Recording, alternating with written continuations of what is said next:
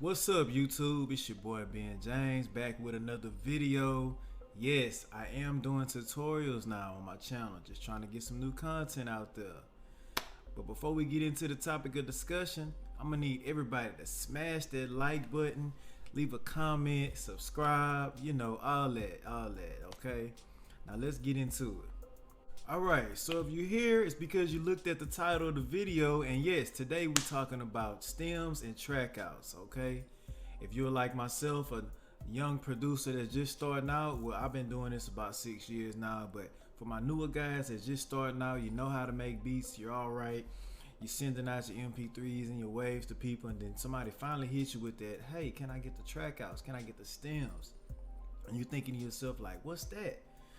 And you like, dang, let me look that up and see how I do that, So today I'm just gonna do a quick tutorial on how to do that, how to export the stems. It's different ways you can do it.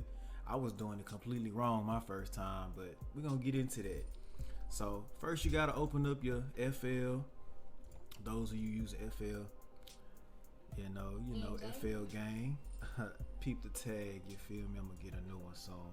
Alright, so when you're exporting your stems, the reason you export your stems, for people who don't know, is so that the engineer and the artist can get together and get a cleaner, more professional mix instead of rapping over a mixed down MP3 or a WAV file. You want your vocals, all your vocals in every track to mix together to get one smooth sound instead of vocals, MP3. It just doesn't sound as good.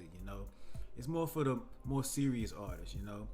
Unless you're a SoundCloud rapper that's just putting a few freestyles out here, and ain't nothing wrong with that. That's a wave right there. I fuck with it. So long story short, let's get into it. I'm gonna open up a project I did last night. Matter of fact, I don't remember what I called it. It's probably this one, but it don't matter. So you're gonna open up your project, okay?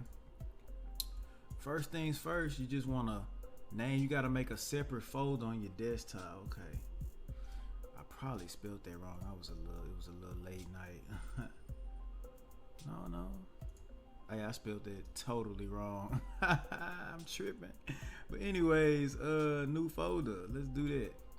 New folder. We're gonna name it whatever the name of your song is. Motivation. Trackouts. Okay. Or stems. You want to call it stems, trackouts, same thing. You're gonna title your folder on your desktop. You're gonna go back to FL, click File, Export. Now you want to export it in WAV. For those who don't know the difference between a WAV and MP3, MP3s, it's a low quality file and they tend to have a little tail at the beginning, so it's harder to chop your samples, or it's harder for engineers to get the right cut when they're trying to record over the beat and match up your tempos and stuff like that. WAV starts instantly, okay? You're gonna click WAV. You find that folder on your desktop. Okay, this it right here. Just hit save. Okay, when you're in this where you come to a stop. You look at all these settings right here. Go to miscellaneous. You want to select split mixer tracks, okay? Because if you have it unselected, it's just gonna export it all at one WAV file. You want to click split mixer tracks, okay? It's gonna split every individual layer of the beat separately, and it's gonna title it whatever you have it labeled as on your project, okay? It's gonna do it. Oh, it's simple. It does it for you. It's just simple. But there's two ways you can do it. Some engineers or artists, they might want the wet or the dry files. The dry is with no effects on it. Wet is with your effects. Me personally, I like to leave my effects on because some instruments, they sound the way they do because of the effects. And if you take the effects off, they're not gonna sound the same. But I just leave all my effects on there so the engineer can just level out the beat. That's all he got to do, because I do a pretty good mix myself. So that's the way I'm gonna do it. So you just hit start, and there it is. Just let it export. All right, you exported it. Close it out. Look, bam, right there. You open it. Motivation Trackouts. Okay. Now, as you see, let me drag this over so you can see the title. It's gonna have the same title as you titled your file, your project. Now you're gonna notice it has two files. It says current and master, which I'm gonna be honest. The master is basically plain and simple. It's the master. It's the whole. They also exported the wave itself. It's the master track. But the current, I guess, it's a WAV file as well, I believe. Let's check.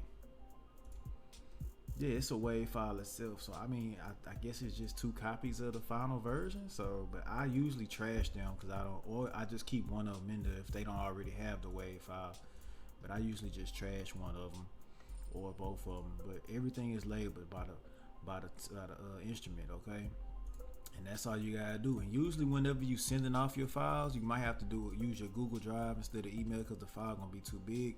But you wanna zip it. As far as and if you uploading your stems to your BeatStars or your Track Train or Airbit, any other pages like that, you have to compress it. You have to right click on it and send to compress zip folder, and it's gonna zip it up for you. It's compressing it a little bit, making it more safe for file sharing.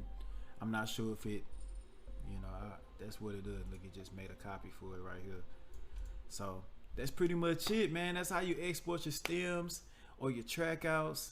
So now y'all ready, man. Y'all keep doing your thing. You up and coming producers, man. Shout out to all y'all, man. Keep doing your thing. Let's take over 2022, all right?